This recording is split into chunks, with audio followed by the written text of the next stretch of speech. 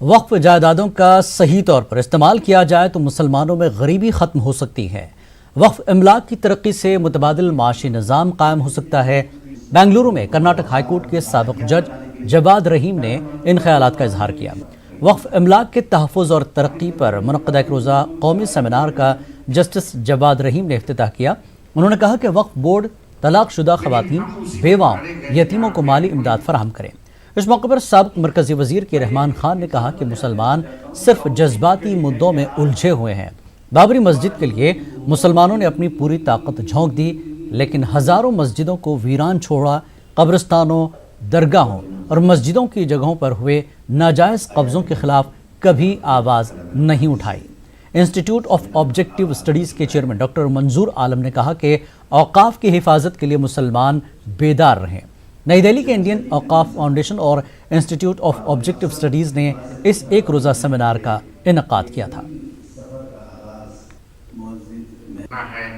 और औक़ाफ़ की हिफाजत और औक़ाफ़ की प्रोग्रेस के ताल्लुक से हमें वाकई अर्जेंट कदम उठाने की ज़रूरत है। देखिए, अगर हकीकत में स्टैटिस्टिक्स ली जाए तो जो लाखों करोड़ों के रुपए की वैल्यू की हमारी वक्फ प्रॉपर्टी है, ये पैरेलल गवर्नमेंट इकोनॉमी बन सकती है। वो सब कुछ कानून हमारे पास है जिससे हम तहफ़्फ़ुज़ कर सकते हैं और हमारे जायदाद को तरक्की करके मिल्लत की बहबूदी के लिए हम खर्च कर सकते हैं। मगर आज अफसोस की बात है कि मुसलमान इसकी तरफ तवज्जो नहीं दे रहा है, जज्बाती इश्यूज़ में मुलविस हुआ है। हम एक बाबरी मस्जिद बचाने के लिए पूरा मुल्क के मुसलमान उसमें जुड़ गए। क्या हम हज़ारों मसाजिद, हज़ारों क़ब्रिस्तान, हज़ारों औक़ाफ़ी इदारे, इसके बचाने में हम एक नहीं हो सकते? वही जज्बा यहाँ दिखा नहीं सकते? कितने मस्जिदें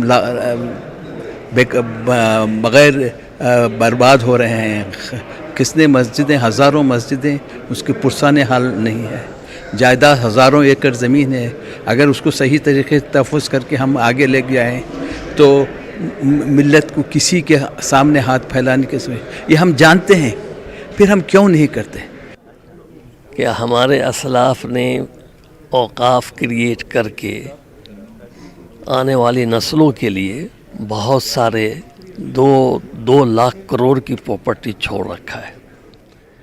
ये इस मुल्क के नौजवान जो इस दौर के नस्ल हैं, उसकी ज़िम्मेदारी है कि उसका प्रोटेक्शन कैसे करें, उसका प्रोग्रेस कैसे करें और उसके डेवलपमेंट के लिए क्या कर सकते हैं, जिसके लिए हमें यूनाइट होना होगा।